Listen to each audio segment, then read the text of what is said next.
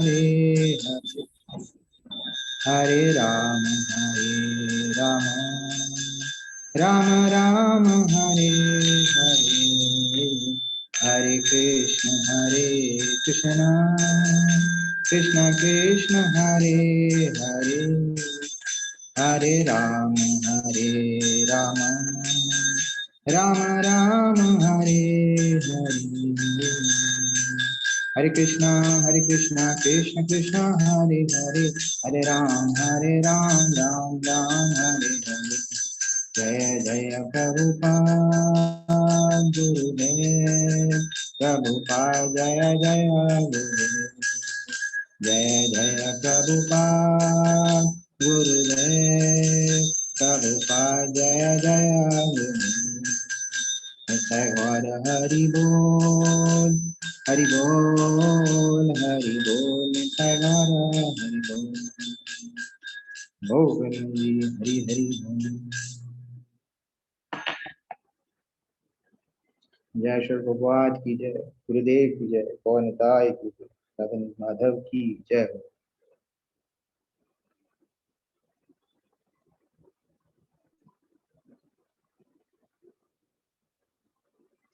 नारायणं नमस्कृत्यं नरं चैव नरोत्तमं देवीं सरस्वतीं व्यासं ततो जयतुदीरे छन्दसकथा कृष्णा पुण्यश्रवणः कीर्तनाय दयन्तोऽसि अभद्राणि विदनति शतम् नष्टप्रेषु भद्रेषु नित्यं भगवती सेवया भगवती उत्तम श्लोके भक्तिर्भवति नैष्ठकी।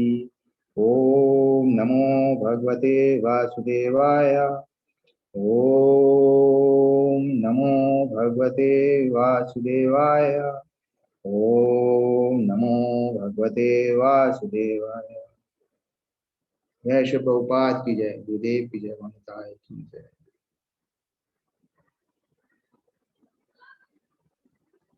तो आज हमारा विषय है अर्जुन का चरित्र। तो अर्जुन के चरित्र के विषय में बड़ा विस्तृत है अर्जुन का चरित्र, और अर्जुन जो है नायक है महाभारत के लगभग। और हम आज के जो चर्चा है उसमें ऐसा प्रयास करेंगे कि उनके जो आध्यात्मिक गुण हैं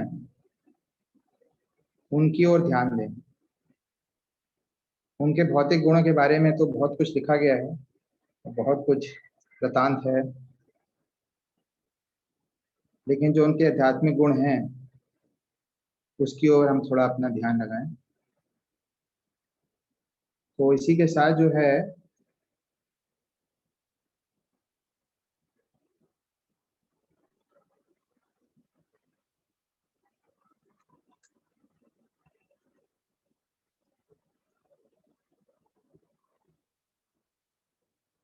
हम चर्चा का आरंभ करते हैं अर्जुन का चरित्र।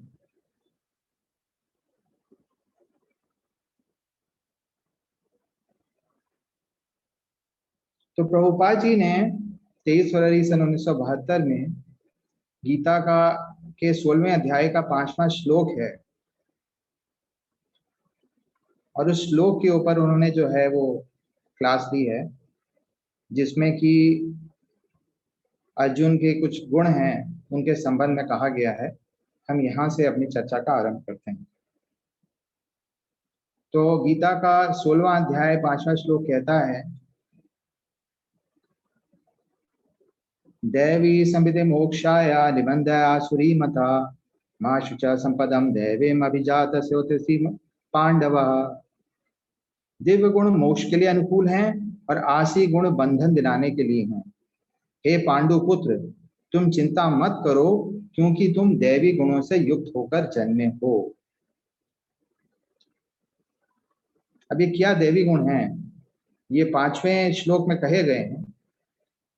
और हम ऐसा देखते हैं कि भक्ति में सामान्य व्यक्ति जो है उसे शनै शनै भक्ति की विधियों से शुद्ध होते हुए ये गुण प्राप्त होते हैं। और अर्जुन जो है जन्म से ही दैवी गुण से युक्त है। तो ये दैवी गुण क्या है? श्री भगवान ने कहा, हे भरत पुत्र, निर्भयता, आत्मशुद्धि, आध्यात्मिक ज्ञान का अनुशीलन, दान, आत्म संयम, यज्ञ परायणता, वेदा अध्ययन, तपस्या, सरलता, अहिंसा, सत्यता, क्रोध विहीनता, त्याग, शांति, छिद्रान्वेषण में अरुचि, समस्त जीवों पर करुणा, लोभ विहीनता, भद्रता, संकल्प, तेज, क्षमा, धैर्य, पवित्रता, ईर्ष्या तथा सम्मान की अभिलाषा से मुक्ति, ये सारे दिव्य गुण हैं जो दैवी प्रकृति से संपन्न देवतुल्य पुरुषों में पाए जाते हैं। तो ये भगवान ने जो अध्याय का आरंभ है, आश्रित तथा दैवी गुण, ये अध्याय का नाम है 16वां अध्याय, और इसके आरंभ में ही 3 श्लोकों में उन्होंने बता दिया कि दैवी गुण क्या होते हैं, और फिर उन्होंने 5वें श्लोक में बताया कि अर्जुन जो है इन सारे गुणों से संपन्न होकर ही जन्मे।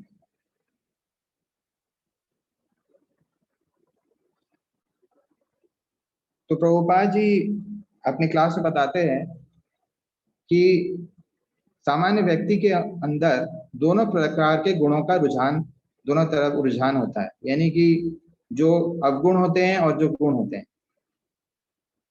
लेकिन जो असुर हैं उनको इस बात का ज्ञान नहीं होता कि क्या चीज उन्हें त्यागनी चाहिए और किसमें आसक्त बने रहना चाहिए। लेकिन जो सुर होते हैं, जो देवता समान पुरुष होते हैं, जो दैवी गुणों से संपन्न होते हैं, जैसे अर्जुन, उनको इस बात का पूरा भान होता है। तो भागवतम में कहा भी गया है कि यस्यासि भक्तिर् भगवती अकिंचना सर्वैस् गुणैस्तत्र समासते सुरा हराव भक्तस्य कुतो महद्गुणा मनोरथेनासति धावतो वही। जो व्यक्ति पूर्ण पुरुषोत्तम भगवान वसुदेव के प्रति शुद्ध भक्ति उत्पन्न कर लेता है, उसके शरीर में सभी देवता तथा उनके महान गुण यथा धर्म, ज्ञान तथा त्याग प्रकट होते हैं। इसके विपरीत जो व्यक्ति भक्ति से रहित है और भौतिक कर्मों में व्यस्त रहता है, उसमें कोई सद्गुण नहीं आते। भले ही कोई व्यक्ति योगाभ्यास में दक्ष क्यों ना हो और अपने परिवार और संबंधियों का भली भांति पोषण करता हो, तो भी वह अपनी मनोकल्पना द्वारा भगवान की बहिरंगा शक्ति में सेवा में तत्पर रहता है। भला ऐसा पुरुष में सद्गुण कैसे आ सकते हैं? तो हम देखते हैं कि अर्जुन के अंदर ये सारे सद्गुण हैं, ये आध्यात्मिक गुण हैं जिनके ऊपर हम अपना ध्यान केंद्रित कर रहे हैं इस समय। अब हम अर्जुन की जो धनुर्धर विद्या है उसके कौशल के ऊपर ध्यान केंद्रित नहीं कर रहे हैं, हम ये देख रहे हैं कि अर्जुन की आध्यात्मिक गुण क्या है। और आध्यात्मिक गुण हमने पढ़े 1 से 3 श्लोक में, ये सब हैं।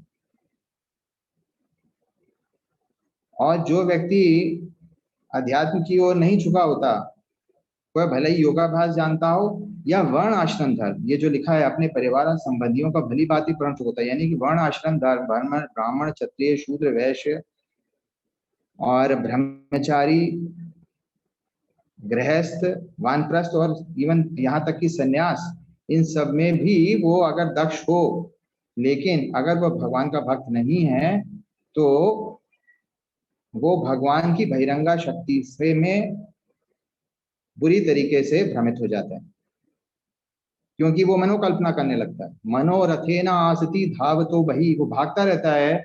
जो उसके विचार, ये 3 गुण भगवान ने सृष्टि में जो बनाई है 5 तत्वों से, 3 गुणों से, जो 3 गुणों से नचा रही है सृष्टि को, वो उसी में वो नाचता रह जाता है, वो भगवान के पास नहीं आ पाता। तो ये गुण अर्जुन के पास थे।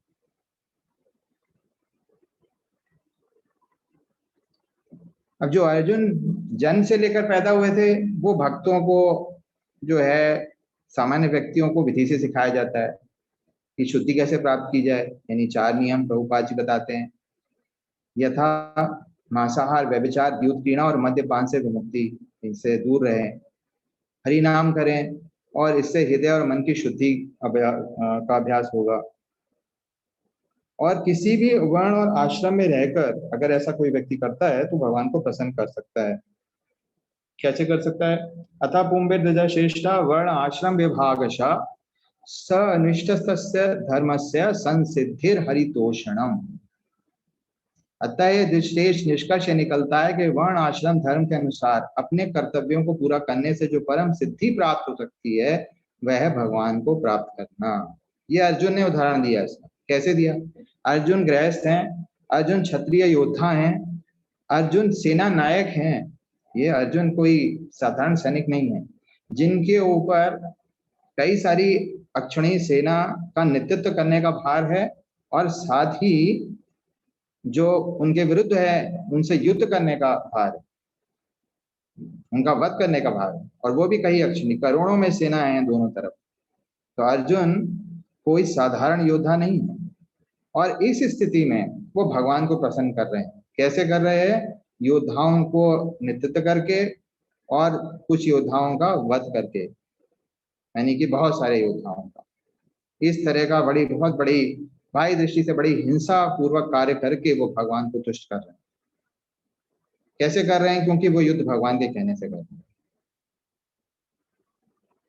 तो एक क्षत्रिय भी अपनी युद्ध की कला से भगवान को प्रसन्न कर सकता है, ये अर्जुन दिखला रहे हैं। अब इस काल में भगवान का जो चैतन्य महाप्रभु ने कहा है, चैतन्य महाप्रभु ने इस काल में भगवान ने जन्म लिया, तो चैतन्य भगवान ने कहा कि हरि नाम जो है उनका मुख्य अस्त्र है। हरि नाम क्योंकि मुख्य अस्त्र है, इसलिए भक्तों को, जैसे अर्जुन ने उस काल में, महाभारत काल में युद्ध करके भगवान को प्रसन्न किया था, इस काल में भक्त कैसे प्रसन्न कर सकते हैं? प्रभुपाद जी कह रहे हैं, यारे देखा तारे कहा कृष्ण उपदेशा, आमार आज्ञा गुरु हैया तार एक देश। हरे को उपदेश दो कि वह भगवत गीता का श्रीमद् भागवत में दिए गए भगवान श्री कृष्ण के उपदेशों का पालन करे, इस तरह गुरु बने और इस देश के हर व्यक्ति का उद्धार करने का प्रयास करो। तो इस काल में, कली काल में, हम अर्जुन की तरह कैसे भगवान को प्रसन्न कर सकते हैं, ये चैतन्य महाप्रभु ने हमको आदेश दिया है।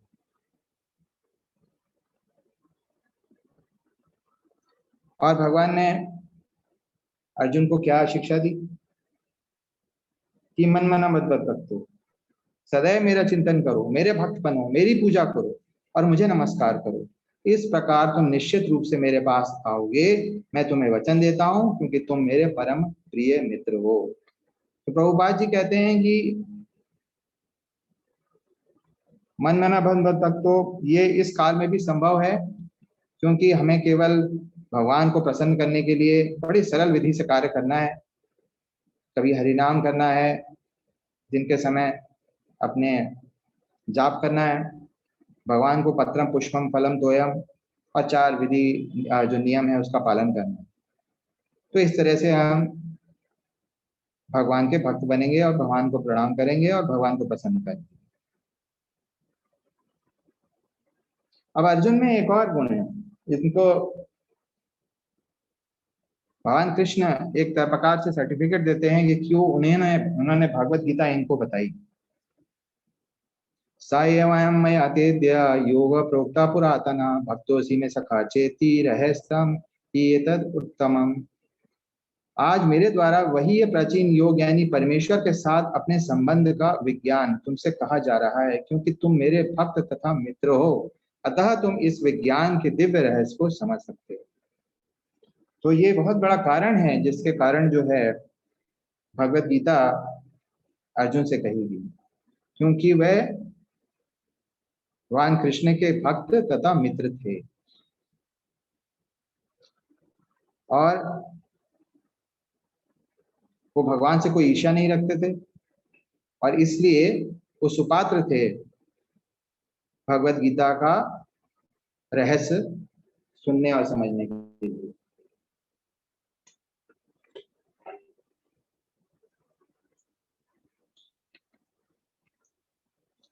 अब सबसे और बड़ी बात यह है कि ये योद्धा तो थे, सेना नायक थे, बड़े वीर थे, बड़े दक्ष थे, कभी युद्ध में हारते नहीं थे। तो ये सब तो हम पढ़ चुके हैं, और कई जगह हम देखते हैं कि बड़ी चर्चाएं चलती रहती हैं कि कौन बड़ा योद्धा था, कौन बड़ा योद्धा था, कि अर्जुन बड़ा योद्धा था, यानी कौन बड़ा धनुर्धर था। योद्धा तो नहीं, लेकिन धनुर्धर कौन सा बड़ा था, इस बारे में बड़ा चर्चा होती है।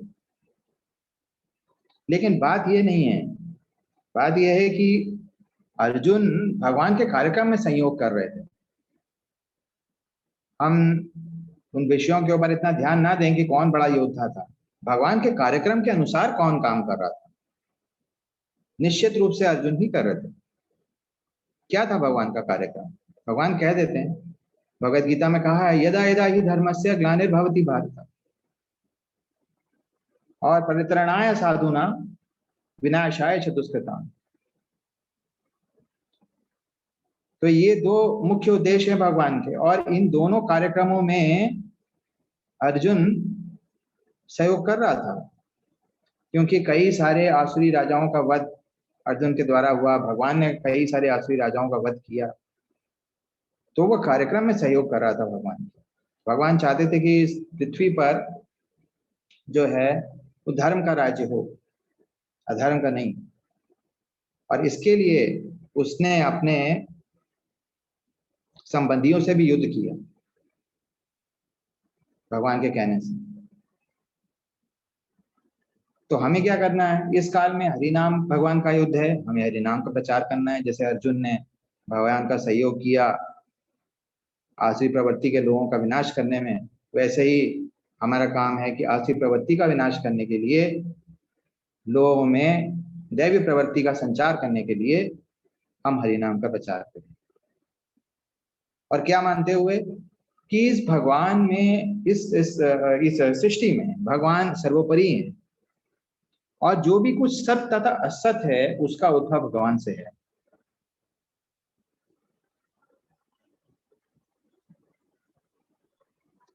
तो दोनों जो सीड वर्सेस हैं श्रीमद् भगवद गीता के और श्रीमद् भागवतम के, अहम सर्वस्य प्रभो मता मत्ता सर्वप्रवर्तते इति मत्वा भजन्ते माम बुधा भाव समन्विता, और ऐसे ही भागवतम के अहम एवा समेवाग्रे न्यान्यदस्य सत्तरम पश्चातम एतच्च यो विशेषोऽस्मि अहम। कि भगवान ही सत असत भौतिक आध्यात्मिक सबका कारणों के कारण है, सबके उद्भव के, और भगवान के कार्यक्रम में सहयोग करने के लिए हमारा में सहयोग करना हमारा सबसे बड़ा कर्तव्य है। तो ये अर्जुन कर रहा था, और जो भी कौरव सेना में थे वे भगवान के कार्यक्रम में सहयोग नहीं कर रहे थे। उसमें वे बहुत पहुंचे पहुंचे योद्धा थे, और कुछ ऐसे थे जिनको युद्ध के बीच में भान हो गया कि वो नहीं कर रहे हैं सहयोग, जैसे भीष्म पितामह। तो उन्होंने फिर भगवान के कार्यक्रम में सहयोग किया, अपने प्राण की आहुति देकर। लेकिन अर्जुन तो प्रारंभ से ही भगवान के कार्यक्रम में सहयोग कर रहे थे।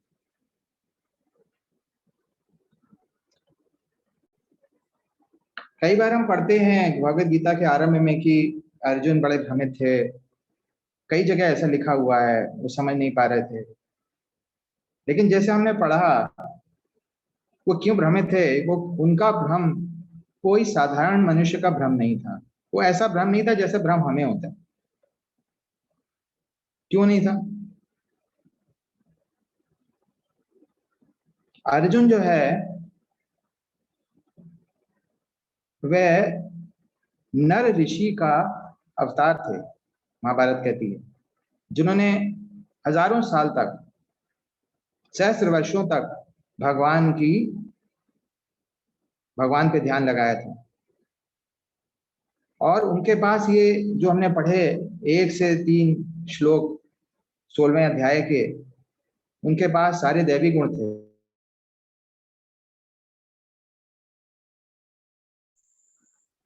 और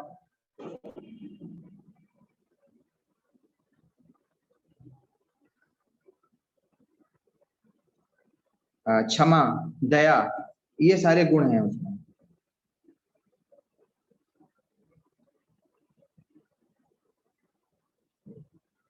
तो ये जो दैवी गुण हैं, इनके कारण उनके अंदर बहुत करुणा, दया और बहुत कृपालु थे वो। इसलिए उनको ये भ्रम हुआ, क्योंकि वे नहीं चाहते थे कि बहुत ज्यादा कोई हिंसा हो, इतने लोग मरें। और उन्होंने कहा है इस बात को, उन्होंने भगवान से कहा कि भले ही जितने भी उनके संबंधी उन्हें नियति ही क्यों न मार डालें, लेकिन वह युद्ध लड़ने को तैयार नहीं थे, भले ही बदले में उन्हें तीनों लोग का राज्य क्यों ना मिले, इस पृथ्वी की तो बात ही छोड़ दें। और फिर वो कहते हैं कि इस पृथ्वी का निष्कंटक राज्य भी प्राप्त करने पर भी मेरा शोक नहीं पूरा होगा अगर मैं युद्ध करके इन लोगों का वध कर देता हूँ। तो अगर सही दृष्टि से देखा जाए तो अर्जुन गीता के रूप में न सिर्फ अपने लिए अपितु पूर्ण संपूर्ण मानव समाज के लिए स्थायी अतिमूल बहुमूल्य कोष संग्रहित करने के कारण बने, क्योंकि वो देख रहे थे कि उनको समझ में ऐसा उनको प्रतीत हो रहा था कि इतना बड़ा युद्ध होगा, इतनी हिंसा होगी, लेकिन इसका कोई स्थायी लाभ नहीं होगा, क्योंकि जो राज्य मिलेगा तो राज्य कौन सी बड़ी चीज है, पृथ्वी का राज्य मिलेगा, तीन लोगों का राज्य मिलेगा। अर्जुन उन बहुत ही एक ऐसे व्यक्ति थे, पहुंचे हुए व्यक्ति थे, जिनको सारे 14 लोकों में विचरण करने का की शक्ति प्राप्त थी। तो वो क्या पृथ्वी के राज्य से और तीनों लोकों से कहां से उनको कोई आकर्षण होगा। और अर्जुन को जन्म मृत्यु के दोषों का भी पूर्ण भान था, इसलिए उन्होंने कहा कि इतने सारे लोगों की मृत्यु होगी, फिर उसके बाद वर्ण संकर लोगों का जन्म होगा, जो कि समाज में बहुत ही विकट स्थिति को उत्पन्न कर देंगे। तो उनको जन्म मृत्यु के दोषों का भी भान था। जन्म मृत्यु जरा व्याधि दुखा दोषान दर्शनम। तो भगवान कहते हैं बाद में कि जो दैवी गुणों से संपन्न होता है उसे इनमें दोष नजर आता है, जन्म मृत्यु जरा व्याधि के अंदर। केवल ये था कि वे समझ नहीं पा रहे थे कि ये जो जन्म मृत्यु जो है, ये जो दोष है, उसका निवारण क्या है, जो उन्हें शोक है उसका निवारण क्या है। उनके मन में बड़े संदेह थे कि जो युद्ध करने जा रहे हैं इससे क्या कोई लाभ होगा, स्थायी लाभ होगा कि नहीं होगा।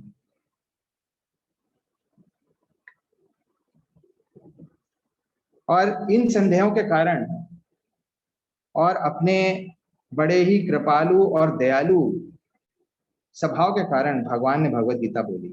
अगर अर्जुन को कुछ संदेह नहीं होते तो भगवत गीता ही नहीं बोली जाती, और भगवत गीता नहीं बोली जाती तो हम सबको इतना बड़ा मूल्यवान साहित्य कैसे प्राप्त होता।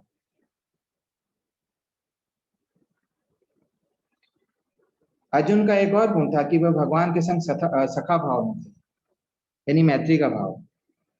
और इसके अतिरिक्त वह भगवान के बुआ के लड़के भी थे। इन सब के बावजूद एक और गुण उनके अंदर बहुत अच्छा गुण था कि वह अपने अस्तित्व का सबसे अच्छा सौदा करना जानते थे। वो कृपण नहीं थे।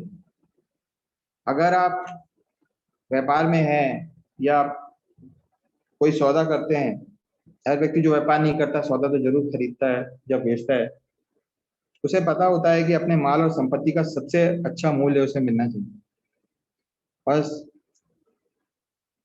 स्वभावतः वो ये भी चाहता है कि जो मूल्य उसे मिले वो स्थायी हो, ऐसा ना हो कि जो कुछ उसे मिले वो नाशवान हो। लेकिन वो नाशवान ही होता है, क्योंकि धन आता है उसके पास, लक्ष्मी आती है जो चलायमान। लेकिन यहाँ युद्ध में जो सबसे मूल्यवान वस्तु थी वो प्राण है, और युद्ध के बाहर भी जो सबसे मूल्यवान वस्तु हमारे पास है वो जो प्राण है, हमारे अपने प्राण। और ये जब प्राण है, इसके बदले में हमें क्या मिलना चाहिए परितोष? इसके बदले में हमें कोई स्थायी परिणाम मिलना चाहिए, कोई ऐसी वस्तु मिलनी चाहिए जिसका नाश ना होता हो, क्योंकि शरीर का तो नाश हो जाएगा।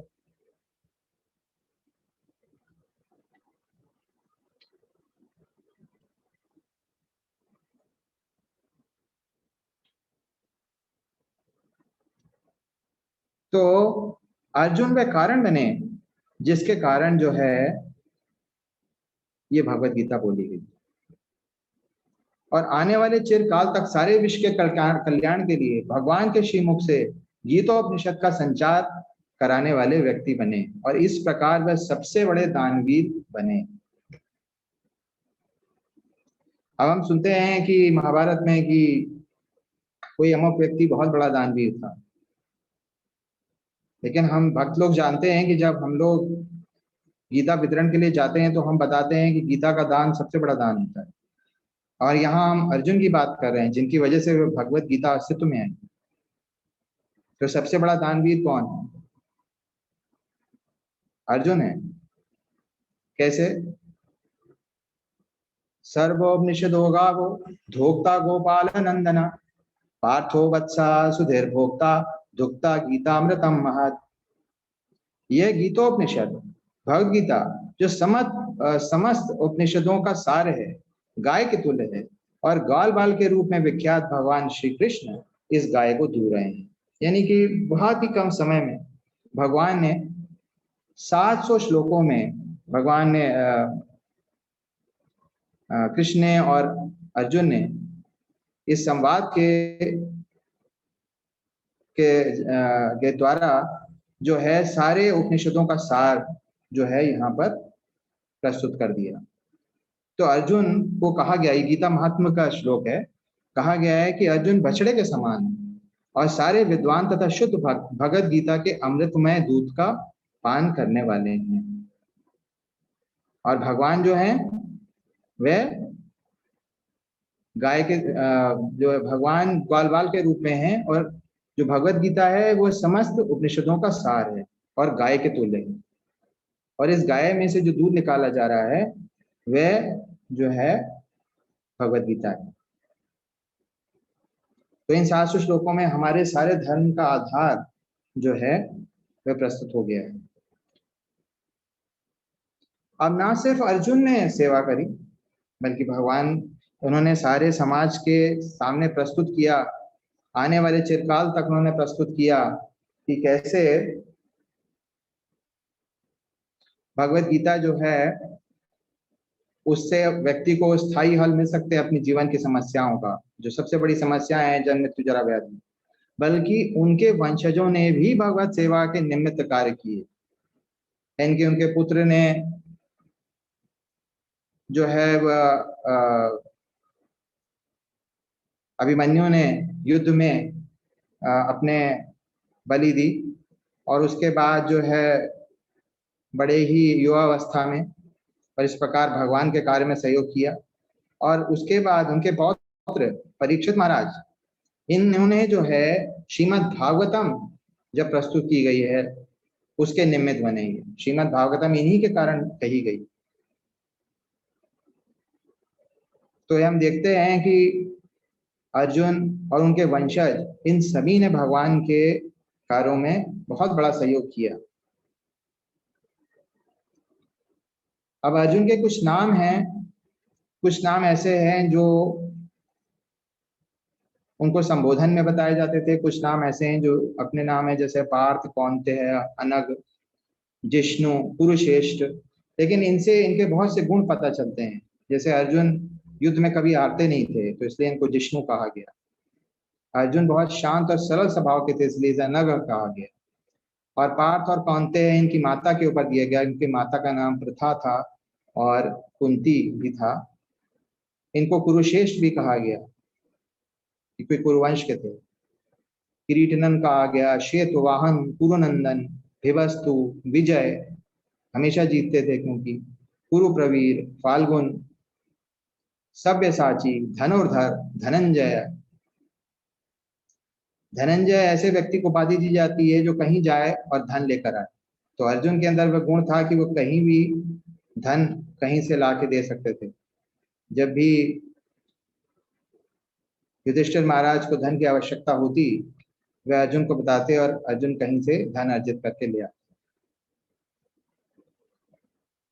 गांडीव धनवन, वृषवाग्र, कृष्ण, कपिध्वजधारी, घोड़ाकेश, पुरुषरभ, परंतप, विभत्सु, भरत श्रेष्ठ, कौन्तेय, भरत सत्तमा, मध्य पांडव। इस प्रकार इनके बहुत से नाम है और इनसे सभी से इनके अच्छे गुणों का पता चलता है। अर्जुन नाम इनका ये बताता है कि इनका जो वर्ण था बिल्कुल अर्जुन के वृक्ष के जैसा था, और से मोल्टन गोल्ड चमक जिसमें होती है अर्जुन के वृक्ष में।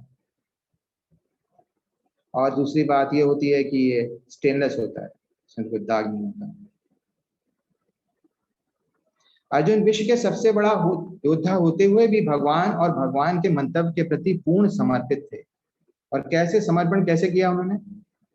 उन्होंने कहा है, कार्पण्य दोषापहत स्वभावा पृच्छामि त्वां धर्म समूढ़ चेतः यच्छ्रेयस्यानिशितं ब्रूहि तन्मे शिष्यस्ते अहम शाधि मां त्वां प्रपन्नम।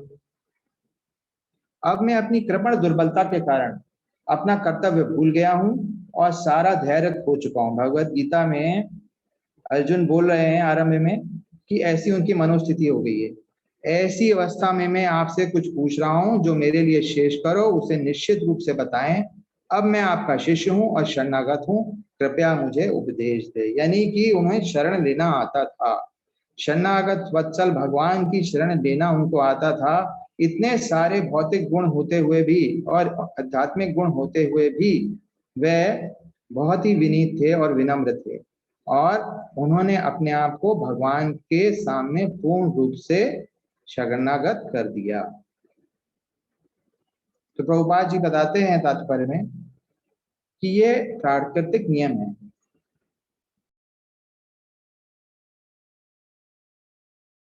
भौतिक कार्यकलाप की प्राणी हर के लिए चिंता का कारण है, पग पग पर उलझन मिलती है, अतः प्रामाणिक गुरु के पास जाना आवश्यक है, जो जीवन के उद्देश्य को पूरा करने के लिए समुचित पथ निर्देश दे सके।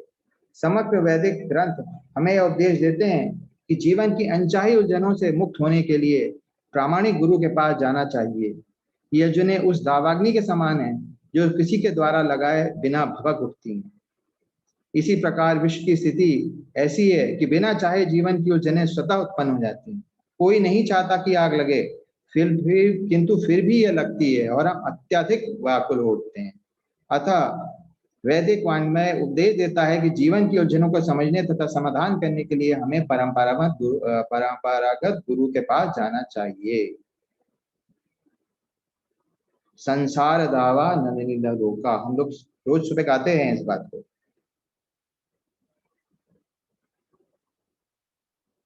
और जो व्यक्ति गुरु की शरण नहीं ग्रहण करता, भगवान की शरण नहीं ग्रहण करता, वह कृपण है और आत्म साक्षात्कार के लिए विज्ञान को समझे बिना कुकर सूकर की भांति संसार को त्याग कर चला जाता है। क्योंकि ये जीवन बड़ा सीमित है और बड़ी मूल्यवान है, लेकिन ये निधि। तो इस जीवन की जो समस्याएं हैं, जन्म मृत्यु जरा व्याधि, इसको समझने में हमें लगाना चाहिए। तो ये अर्जुन ने अपने उदाहरण से प्रस्तुत किया। अब अर्जुन के कुछ और गुण देखते हैं। हम शिक्षामृत में पढ़ते हैं, शिक्षाष्टकम में,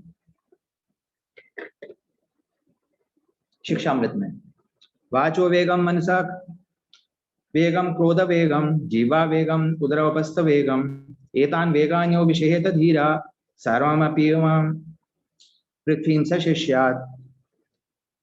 वह व्यक्ति जो वाणी, मन, क्रोध, रस, उदर और जनेंद्रियों के आवेगों को सहन कर सके, संपूर्ण पृथ्वी को शिष्य बना सकता है। तो ये अर्जुन के अंदर गुण था कि वो उनको अपनी जीवा पे पूरा नियंत्रण था, उनको अपने खान पान पे पूरा नियंत्रण था, अपने उदर उपस्थ पे पूरा नियंत्रण था। इसलिए वे पूरी पृथ्वी के नायक या बहुत बड़ी सेना के नायक बनने का गुण रखते थे। फिर हम देखते हैं दूसरा श्लोक, अत्याहार प्यासस्य प्रजल्पो नियमाग्रह जन संघस्य लौल्यस्य षड्भिर भक्तिर विनश्यति। जब कोई साधक निम्नांकित 6 क्रियाओं में अतिशय लिप्त हो जाता है तो प्रभु से उसकी प्रेममय सेवा भक्ति नष्ट हो जाती है। आवश्यकता से अधिक खाना या आवश्यकता से अधिक धन संग्रह करना, कठिनता से प्राप्त होने वाले सांसारिक पदार्थों के लिए अत्यधिक श्रम करना, सांसारिक विषयों के बारे में व्यर्थ की बातें करना, आध्यात्मिक प्रगति के लक्ष्य से न करके केवल पालन करने के लिए शास्त्र विधियों का पालन करना, अथवा शास्त्र विधि का उल्लंघन करके प्रमाद पूर्वक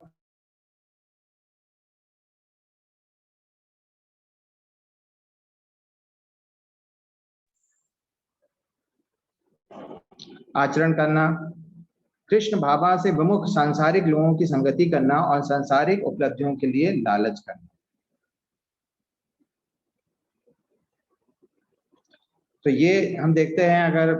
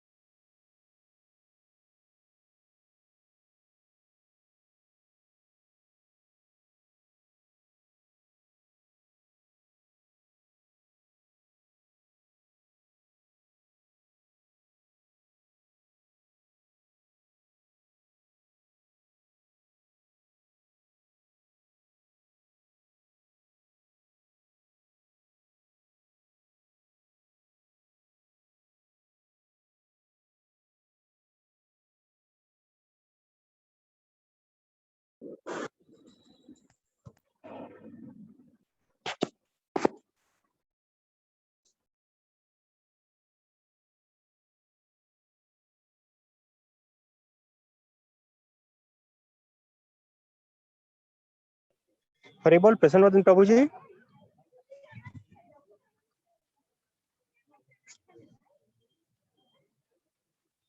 हरे कृष्णा प्रसन्नवदन प्रभु जी, कुछ नेटवर्क की तकलीफ लग रही है।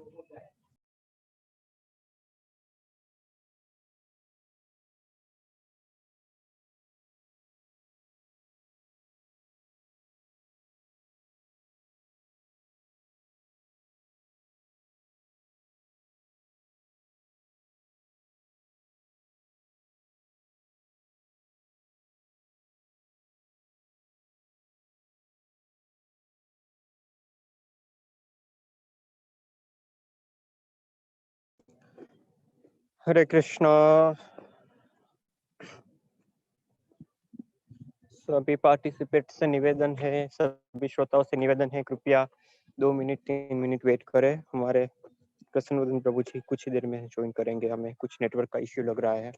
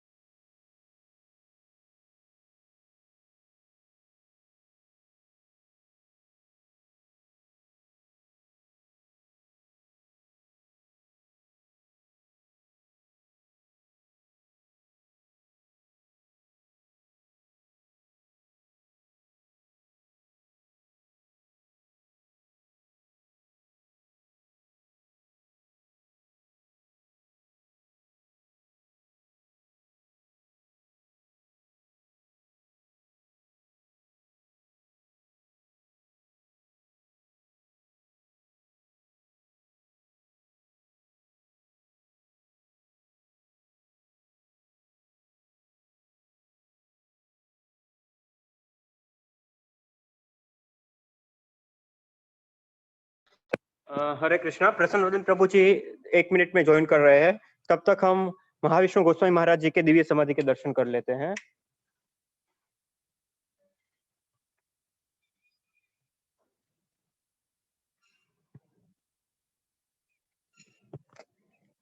हरे कृष्णा। तो अब हम सब महाविष्णु गोस्वामी महाराज की दिव्य समाधि के दर्शन करते हैं और हम we are waiting for 1-2 minute. Within 1-2 minutes, Prasanna Prabhu ji will join us. Due to some network problem, this problem occurs.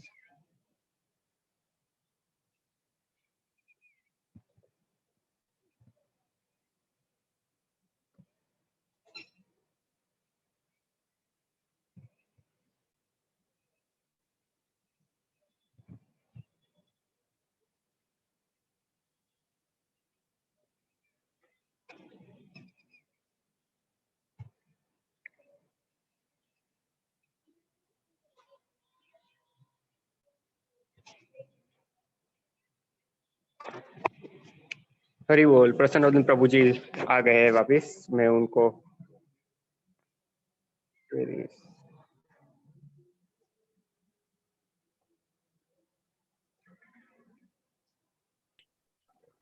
हरे कृष्णा। बीच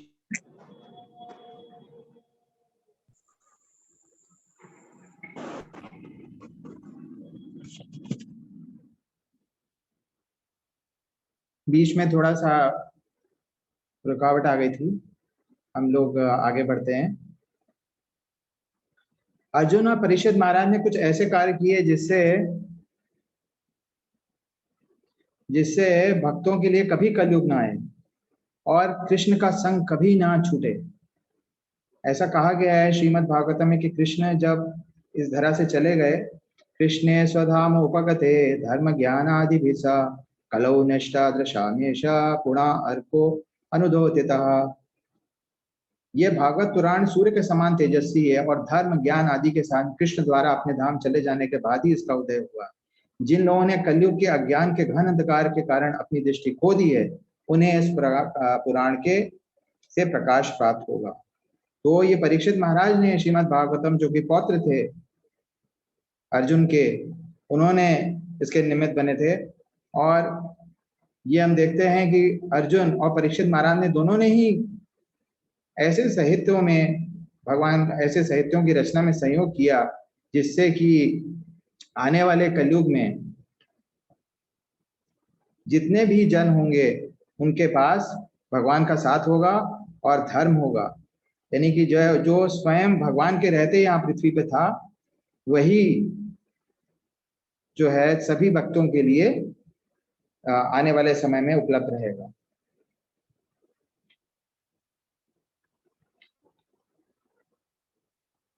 भगवत गीता का सुपठन और विचारण पर्व सदैव भाव और संबंध से समझा जा सकता है, जिसके लिए परंपरा अति आवश्यक है। जिनके पास भाव संबंध और परंपरा नहीं है, वह इसको नहीं समझ सकते। अब हम ये देखते हैं कि भगवान के बड़े अंतरंग सहयोगी थे अर्जुन, और वह उनके बहुत बड़े सहयोगी थे और भगवान का बहुत बड़े सेवक थे। इसके अलावा उनका बहुत संबंध था भगवान से, उनके सखा थे अति प्रिय। और ये सब बड़ा आवश्यक है समझने के लिए कि भगवान का मंतव्य क्या है भगवत गीता में, क्योंकि भगवत गीता के बहुत से लोगों ने भगवत गीता के ऊपर लिखा है, टिप्पणियां करी हैं, लेकिन क्यों वो भगवान के को पूर्ण रूप से नहीं समझा पाते भगवान के मंतव्य, क्योंकि उनका कोई संबंध नहीं होता। तो ये परंपरा से ही संभव है। जैसे प्रभुपाद जी परंपरा में है, तो वह समझा पाते हैं कि क्या मंतव्य था भगवान कृष्ण का। अर्जुन का सबसे बड़ा योगदान यह नहीं है कि उन्होंने तमाम योद्धाओं को परास्त किया, बल्कि उन्होंने जन्म मृत्यु के चक्र को काटने के विधि का प्रतिपादन किया। ये सबसे बड़ा उनका है। ऐसे तो बहुत बड़े योद्धा दुनिया में हुए हैं, लेकिन यह उनका सबसे बड़ा योगदान नहीं है। उनकी सबसे बड़ी उपलब्धि यह थी कि उन्होंने अपने जन्म का पूरा लाभ उठाया और न केवल अपने लिए बल्कि सभी के लिए सुमार्ग दिखाया। महाराज कहते हैं कि हर व्यक्ति को अपना अंतिम समय याद रखना चाहिए, और ये जानते हुए कि हम अपने जीवन को, अगर हम ये जानते हैं तो हम अपने जीवन को सुखारत कर पाएंगे। इस तरह ये अर्जुन जानते थे कि अपने जीवन का पूर्ण लाभ कैसे उठाए। ना सिर्फ उन्होंने अपने लिए भगवत गीता सुनी, बल्कि आने वाले समय के लिए जितने भी लोग इस पृथ्वी पर आ रहे हैं, उन सब मनुष्यों का भी कल्याण किया। अर्जुन को शरणागत वत्सल भगवान की शरण लेना आता था और भगवान के प्रदर्शित मार्ग पर कर्म संपन्न करना आता था। भगवत गीता जब कह दी गई है तो 73वें श्लोक में 18वें अध्याय में अर्जुन कहते हैं, नष्टो मोह स्मृतलब्धा त्वत्प्रसाद आत्मन्य अच्युतः चितो अस्मि गतः संदेहा करिष्ये वचना तव। अर्जुन ने कहा, हे कृष्ण, हे अच्युत, अब मेरा संदेह, मेरा मोह दूर हो गया है। आपके अनुग्रह से मुझे मेरी स्मरण शक्ति वापस मिल गई है। अब मैं संशय रहित तथा दृढ़ हूँ और आपके आदेशानुसार कर्म करने के लिए उद्यत हूँ। इसे शरणागति कहते हैं, जिसकी अपेक्षा सभी भक्तों से की जाती है। सभी भक्तों से इस बात की आशा की जाती है कि हम भगवान की शरणागति कैसे ली जाए, इसका ज्ञान होगा हमारे पास। तो इन्हीं शब्दों के संग जो है, मैं आज के विषय की चर्चा पे विराम लगाता हूँ, और किसी का कोई प्रश्न टिप्पणी आदि हो तो कृपा करके जरूर से बताएं। थोड़ा सा विघ्न रहा बीच में, जो अंश आप लोग नहीं सुन पाए, तो अगर कोई बता सकता है तो मैं उनको दोबारा से बता सकता हूँ, दोबारा बोल सकता हूँ। हरि बोल। भाविक प्रभु। यस प्रभु जी। हरे कृष्णा, किसी को भी प्रश्न या कमेंट हो तो you can raise a hand, then we will unmute you and then you can ask question.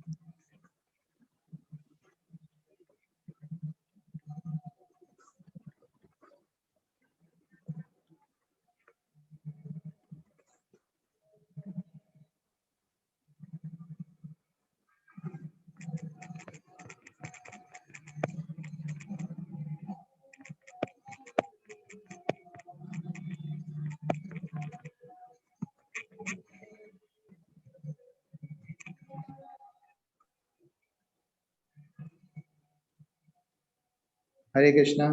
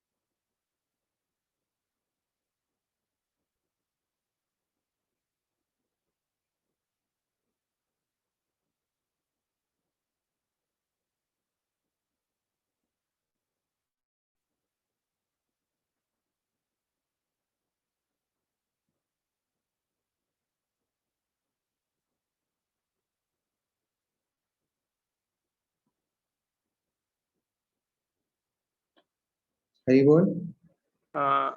हरे कृष्ण प्रभु जी, मेरा एक प्रश्न है कि बहुत बार हम हमारे जीवन में कंफ्यूजिंग स्टेज में होते हैं, जैसे कि अर्जुन था। हम ये डिसाइड नहीं कर पाते कि हमें प्रायोरिटी हमारे आध्यात्मिक कार्य को देनी चाहिए या फिर हमारी जो मटेरियल ड्यूटीज है या फिर कह सकते प्रिस्क्राइब ड्यूटीज है हम उनको देनी चाहिए। तो उस समय हम बहुत ही ज्यादा कंफ्यूजन स्टेट में होते हैं। तो इस समय हमें किस प्रकार से सोच के डिसीजन लेना चाहिए?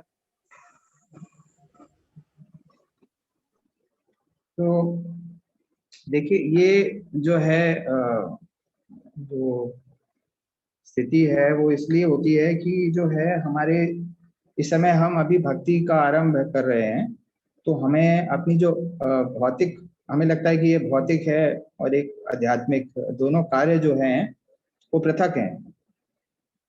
तो ऐसे समय में क्या होता है कि प्रभु जी जो है गुरु और साधु और शास्त्र, इनका जो है तीनों का, अगर ऐसी स्थिति हो तो इन तीनों का हमें इनसे पूछना चाहिए, इनसे समझना चाहिए कि हमें क्या कार्य करना चाहिए। क्योंकि अभी हमारी प्रारंभिक स्थिति है और हमारे मानसिकता में जो हमारे भौतिक कार्य अलग हैं, आध्यात्मिक कार्य अलग हैं। वस्तुतः इस जगत में हर वस्तु आध्यात्मिक है, यानी भौतिक संसार जो है वो भी आध्यात्मिक ही है। लेकिन क्योंकि अभी हम अपनी भक्ति में आरंभ कर रहे हैं, तो हमें ऐसा लगता है कि दोनों पृथक है। आप देख रहे हैं कि अर्जुन इस समय जो कार्य कर रहे हैं, वो उसको जो युद्ध लड़ रहे हैं महाभारत का, वो भौतिक है कि आध्यात्मिक है? आप ये बताइए। अर्जुन का युद्ध तो भौतिक ही दिख रहा है पूरी तरह से। हाँ, लेकिन वो आध्यात्मिक है क्योंकि वो तो भगवान कृष्ण के कहने से आदेश पर हो रहा है, और वो पूरा युद्ध ही आध्यात्मिक है। उसमें जरा सा भी भौतिकता नहीं है, क्योंकि भौतिक दृष्टि से तो अर्जुन युद्ध ही नहीं करना चाहते थे संबंधियों से, ना सिर्फ संबंधियों से बल्कि औरों से भी युद्ध नहीं करना चाहते थे, कोई वध ही नहीं करना चाहते थे। लोग बोलते हैं कि सनातन धर्म में वर्ण आश्रम धर्म बहुत ऊपर होता है, वो वर्ण आश्रम धर्म खुद कोई त्यागने को तैयार थे। ऐसा भी लोग कहते हैं कि इतने लोग उनके ऊपर इतना ज्यादा अन्याय हुआ, और पांडवों के ऊपर महारानी कुंती भी जो है, जब सबकी हत्या कराने के लिए प्रयास हुआ, बड़े सभी मुश्किल में थे। द्रौपदी महारानी का के संग जो है सही व्यवहार नहीं हुआ, और इसके कारण जो है उन्होंने वो भी लिया था कि प्रण किया था कि वह कुछ कौरवों का वध का कारण बनेंगी। लेकिन इन सबको देखते हुए भी अर्जुन अपना क्षत्रिय धर्म त्यागने के लिए भी उद्यत थे। उनको किसी भी प्रकार की कोई चिंता नहीं थी, वो अपना वर्ण आश्रम ही त्यागने को तैयार थे, क्योंकि भौतिक दृष्टि से यह कार्य बहुत ही कठिन था कि अपने ही संबंधियों से युद्ध करना। और क्योंकि उनका मन करुणा से भरा हुआ था, तो वो औरों से भी युद्ध नहीं करना चाहते थे। वो इतना ही देखना चाहते थे कि इतनी अक्षणी सेना दोनों तरफ से जो है उसका वध हो और इतने सारे वर्ण संकर उत्पन्न हो। तो वो तो इस कार्य करने बड़ा दुष्कर कार्य था, वो करना ही नहीं चाहते थे। उन्होंने अपने गांडीव को भी रख दिया था और क्षत्रिय धर्म को छोड़ के उन्होंने कहा मैं भिक्षुक हो जाऊं। तो वर्ण आश्रम धर्म भी त्यागने को भी उद्यत हो गए, क्योंकि वो इतना कठिन भौतिक दृष्टि से कार्य था। और एक ही कारण था कि वो युद्ध कर पाए, क्योंकि उन्होंने भगवान की शरण ली और ये युद्ध पूरी तरह से दिव्य था, यानी आध्यात्मिक ही था पूरा युद्ध, इसीलिए वो युद्ध कर पाए, नहीं तो वो युद्ध ही नहीं कर पाते। तो ये बात बहुत अच्छी है, ये बात आपने सही बताई कि बड़े महाभारत को सब लोग बड़े भौतिक दृष्टि से देखते हैं। उनको लगता है कि ये कोई कर्ण और अर्जुन लड़ रहे हैं, कर्ण बड़े धनुर्धर हैं और कर्ण के पास ज्यादा गुण हैं, वो दानवीर हैं। और ये भूल जाते हैं कि अर्जुन अपना युद्ध आध्यात्मिक दृष्टि से लड़ रहा है। जब पहले अध्याय में दुर्योधन कह रहा है कि देखिए सेनाओं में दोनों तरफ कौन बड़ा है, हमारी सेना भी बड़ी है, हमारे पास जो सेना नायक हैं वो भी ज्यादा अनुभव रखते हैं, और इनकी सेना जो है बड़ी सीमित है पांडवों की। और अर्जुन क्या कह रहे हैं? अर्जुन कह रहे हैं कि भगवान से कह रहे हैं मेरे रथ को मध्य में रखिए, अभी युद्ध का उद्घोष हो चुका है, यानी कि शंख बजाए जा चुके हैं, और वो कह रहे हैं युद्ध को इसको मध्य में रखिए। और उसके बाद उनको करुणा आ गई, करुणा आने के बाद उन्होंने कांडीव रख दिया।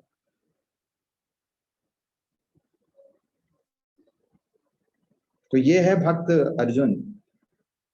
और आप इसी मानसिकता को, जो उनकी मानसिकता है, उसको दुर्योधन की मानसिकता से या दुर्योधन के पक्ष में जो लड़ रहे थे उनकी मानसिकता से इसकी तुलना कीजिए।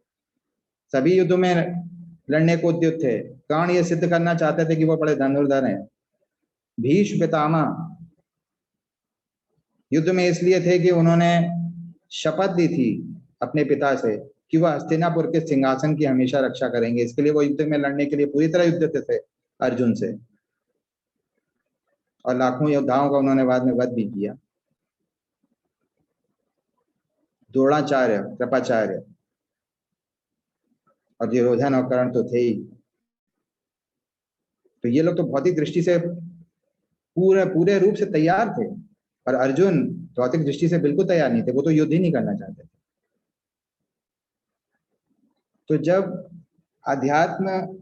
भौतिकता बिल्कुल नगण्य हो जाती है, जैसे अर्जुन के में हुई, उस समय उसका जो देखने से जो सो कॉल्ड भौतिक युद्ध है, वो युद्ध नहीं, वो तो आध्यात्मिक युद्ध है। वो भगवान के निमित्त मात्र बन के ही युद्ध कर रहे थे, भगवान का इंस्ट्रूमेंट बन के वो युद्ध कर रहे थे।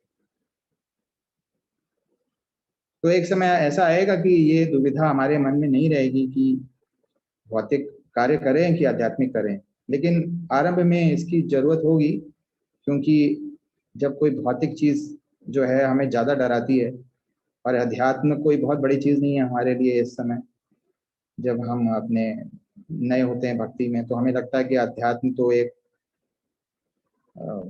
बड़ी ऐसी वस्तु है जो कोई ना भी हो तो कोई बात नहीं, लेकिन भौतिकता में बहुत डराती है। अगर हम मान लीजिए कि हमारी नौकरी पे कुछ हो जाए या हमारे धन कम हो जाए, तो वो चीज़ हमको बहुत ज़्यादा सताती है और हमें बहुत डर लगता है। तो ये कारण है कि हमें दुविधा हो जाती है, और ऐसे समय में ये दुविधा होना बड़ा नेचुरल है, बड़ा ऐसा होता है। उस समय हमें एक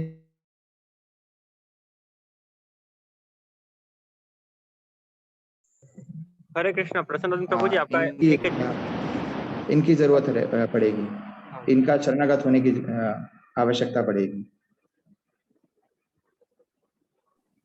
प्रभु जी आप कुछ कह रहे थे? नहीं, बीच में 1 सेकंड के लिए थोड़ा आपका पॉज हो गया था। आपने कहा कि इसी समय में हम दुविधा में होते हैं, और उसके बाद डायरेक्ट आप शरणागत पे आ गए, इसलिए जस्ट 1 मिनट पहले। हाँ प्रभु जी, आप कुछ कह रहे थे क्या? आप बताइए। प्रभु जी, ये हम दुविधा में तो होते ही है। You can hear me? Yes, I can hear you. लेकिन अगर इस समय अगर हम भी सोचे, जैसे कि अर्जुन ने अपने हथियार रख दिए थे, वैसे कि शरीर है कि हमारे पास भी 24 आवर्स ही है, तो हम या तो कोई आध्यात्मिक ड्यूटी अच्छे से कर सकते हैं या मटेरियल ड्यूटी। तो हमें अगर कभी कोई हथियार छोड़ना पड़े या कोई हमारी ड्यूटी छोड़नी पड़े, तो क्या ये वैलिड होता है?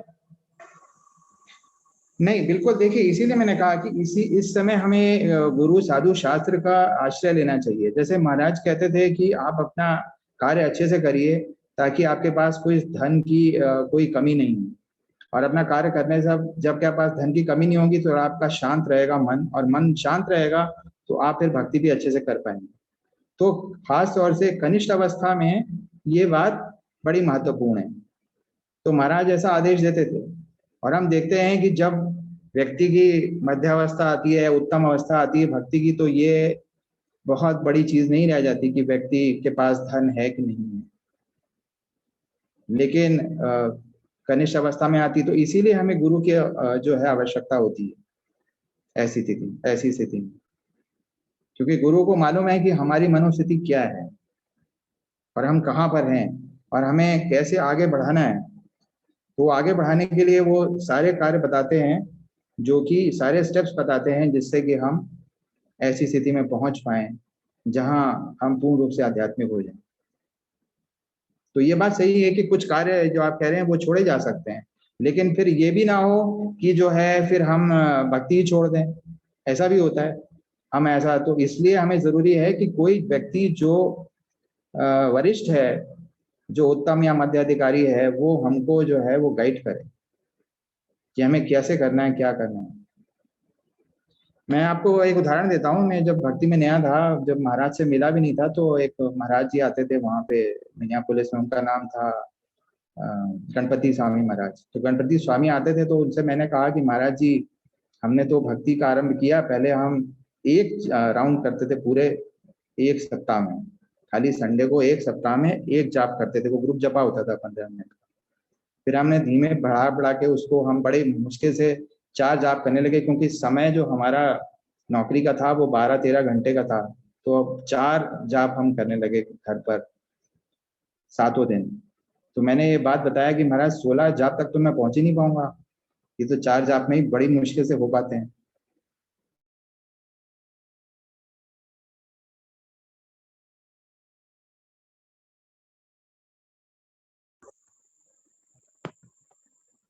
जाप मुझे छोड़ना पड़ेगा। तो महाराज ने कहा नहीं, देखो आप ऐसे करिए, आप 4 कर लीजिए, और 4 जो है क्या आप अपने लंच में कर सकते हैं? मैंने कहा हाँ, लंच में कर सकता हूँ, लंच में 1 घंटा रहता है। तो ठीक है, 4 4 8 हो गए। और 8 जो है आप ऑफिस से आने के बाद रात्रि में कर लीजिए, इस तरह से आपके 16 जप हो जाए। तो ये गुरु की कुशलता है। गुरु ने जब उन्होंने ऐसा बताया तो मैं 16 माला कर सका। कुछ 1 माह के बाद मैं बढ़ाता गया और 16 माला तक आ गया। और जो 16 माला थी वो ऐसे होती थी कि 4 4 और 8 8 रात्रि में होती थी। फिर धीमे धीमे मैंने 8 करना आरंभ किया, अपने जैसा मेरा था 12 घंटे का शेड्यूल। तो ये गुरु जानता है कि ये छोड़ना है नहीं करना। देखिए, छोड़ना तो जरूरी नहीं था, छोड़ना नहीं था 16 माला करनी थी, लेकिन कैसे करनी थी ये सिर्फ गुरु ही गाइड कर सकता है। तो यहाँ उनकी जो कौशल है गुरु का, वो आता है जो हमारे पास नहीं है। यही शरणागति है जो अर्जुन को भी, अर्जुन ही नहीं बल्कि बहुत से जो योद्धा थे उनको भी अध्यात्म का ज्ञान था। क्या भीष्म पितामह नहीं जानते थे कि जन्म के बाद मृत्यु होती है? भीष्म पितामह तो इतने ज्ञानी थे कि जो जिससे उनका युद्ध हो रहा था, जिसके कारण उन्होंने अपना मृत्यु स्वीकार करी, शिखंडिनी, उसके 3 जन्मों तक गुप्तचर भेज भेज के उनको पता था कि इसने तीसरा जन्म लिया है। तो उनको इतना भान था, लेकिन उन्होंने शरणागति आरंभ में युद्ध के नहीं ली थी। तो बस यही फर्क था कि अर्जुन ने ली थी तो अर्जुन को वो सारे निर्देश मिल गए, जिससे उनके लिए सब कुछ सुलभ और सरल हो गई भक्ति। तो इसमें बात ये छोड़ने और ना छोड़ने की नहीं है। इसमें ये है कि कैसे किया जाए, क्योंकि अध्यात्म जो है भगवान के पास जाना तो सबसे जरूरी कार्य है, उसको रोका नहीं जा सकता है। अब कैसे पहुंचा जाए, हमारी जो मेंटेनेंस एक्टिविटीज हैं इनके चलते वो ही सबसे बड़ा चीज है, और वो हमारा गाइड हमको बता सकता है, गुरु साधु और शास्त्र। हरे कृष्ण। हरे कृष्णा। खूब खूब धन्यवाद प्रभु जी इतना सुंदर एक्सप्लेनेशन के लिए। तो ये यस प्रभु जी। तो यही है, इसमें ये छोड़ना नहीं है, छोड़ तो नहीं सकते हैं, क्योंकि हम अगर छोड़ देंगे तो हमारा मानव जीवन जैसे कृपण हो जाएगा। और अगर टेम्पररी भी छोड़ते हैं तो हम किसी के निर्देश में छोड़ें, और नहीं छोड़ेंगे वो बताएंगे कि कैसे करना है। जैसे मैंने 16 माला जैसे करी, एक मतलब गुरु जी के निर्देश पर आरंभ करी 16 माला करना। प्रभु जी ये अगर हम थोड़े टाइम के लिए पॉज कर सकते हैं क्या? पॉज दैट मीन्स कि अभी 1-2 साल थोड़ा मटेरियली सेटल हो जाए, तब तक के लिए 16 माला को पॉज कर देते हैं, और उसके बाद 1-2 साल बाद जब मटेरियली वेल सेटल हो जाए उसके बाद सब वापस कंटिन्यू करेंगे, ऐसा हो सकता है क्या? ऐसे देखिए, वही मैं कह रहा था, इसीलिए गुरु की बड़ी आवश्यकता है, इसीलिए गुरु की बहुत बड़ी आवश्यकता है। देखिए ऐसा भी होता था कई बार, महाराज ने दीक्षा देते वक्त कुछ ऐसे शिष्य थे या शिष्याएं थी, उन्होंने कहा कि हम गृहिणियां हैं और हम लोग 16 माला नहीं कर पाती, क्योंकि हमें अपना संयुक्त परिवार में रहती हैं, ज्वाइंट फैमिली में, और हम सुबह 4 बजे से पहले से ही उठती हैं, फिर रात के 11-12 बजे तक हमारी सेवा चलती रहती है। तो महाराज ने उनको विशेष छूट दी हुई थी कि हाँ आप अपने करिए और फिर मानसिक रूप से कुछ जाप कर लीजिए। तो ये जो व्यक्ति की, शिष्य की परिस्थिति होती है, उस परिस्थिति अनुसार जो गुरु है वो ये निर्देश दे सकता है। ये ऐसा हो सकता है उसे कहे गुरु जी कहें कि हाँ आप 16 माला नहीं कर पा रहे, कोई बात नहीं, आप मानसिक रूप से कुछ मालाएं करिए इस प्रकार से। लेकिन ये सब गुरु के हाथ में है, ये जो है उनका निर्देश लेना और उनकी शरणागत होना बहुत ही आवश्यक है। तो ये छूट गुरु दे सकते हैं जो आप कह रहे हैं, लेकिन हम इसको, क्योंकि हम खुद से ये छूट ना ले लें, ये छूट हम ना ले लें, क्योंकि हम ये छूट ले लेंगे तो हम कभी अपने आप को बढ़ा नहीं पाएंगे, हम बढ़ेंगे नहीं आगे। वैसे भी अपने आप से जब हम भक्ति करते हैं तो हम अपने आप को आगे नहीं बढ़ा पाते, स्ट्रेच करना बहुत मुश्किल होता है, अपने आप को स्ट्रेच करना बहुत ही मुश्किल होता है। हम देखते हैं कि इस्कॉन में विशेष रूप से जो प्रसाद है वे बहुत अच्छा होता है, जो संडे फीस्ट होती है, और ज्यादातर इस्कॉन में बहुत अच्छा होता है। जब हमारे इस्कॉन राजकोट में मैं जाता था तो देखता था कि कई बार एक ही बार भोजन होता था और खिचड़ी होती थी, और हम लोग कुछ दिवस तक वैसे रहते थे, और उसके बाद हमारा महाराज कहते थे सबके चेहरे चमक रहे हैं। तो महाराज के शरण में रह के हम बहुत सी तपस्या कर सकते हैं, और वहां जो राजकोट में रहते थे वो इस तरह की तपस्या के बड़े आदी थे, लेकिन वो सब कुछ संभव था महाराज की पोटेंसी से। कई बार लोगों को इस्कॉन में ये लगने लगता है कि प्रसाद तो बड़ा सब वैभवशाली प्रसाद होता है यहाँ पर, लेकिन हम ये भूल जाते हैं कि भक्तों का एक स्वभाव होता है। महाराज कहते थे कि प्रसाद अच्छा मिले या साधारण मिले, प्रसाद को प्रसाद समझ के हमें खाना चाहिए, लेकिन वह तपस्या भी तभी संभव है जब गुरु की शरण हो, वरना हमें लगने लगेगा कि अरे ये तो बड़ा कठिन है, तो बहुत बड़ी तपस्या है।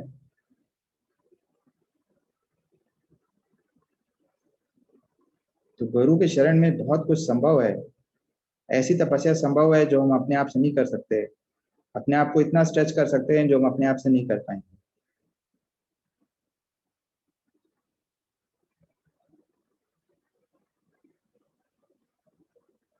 हरे कृष्णा प्रभु जी। हरे कृष्णा। यस प्रभु जी, खूब खूब धन्यवाद। तो अब हम ये लेक्चर की पूर्णाहुति की तरफ बढ़ते हैं। और किसी का कोई प्रश्न है पूछिए।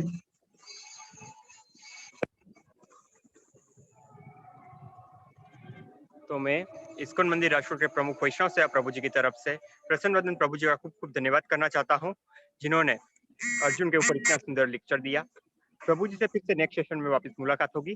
तब तक के लिए सबको हरे कृष्णा। हरे कृष्ण। प्रभु जी समाधि के दर्शन कराएंगे? हाँ प्रभु जी, एक्चुअली जब आप 1 मिनट के लिए डिसकंटिन्यू हुए थे तभी मैंने सबको दर्शन करवा अच्छा दिए थे। अच्छा, अभी हम वापिस कर रहे हैं। ठीक। जय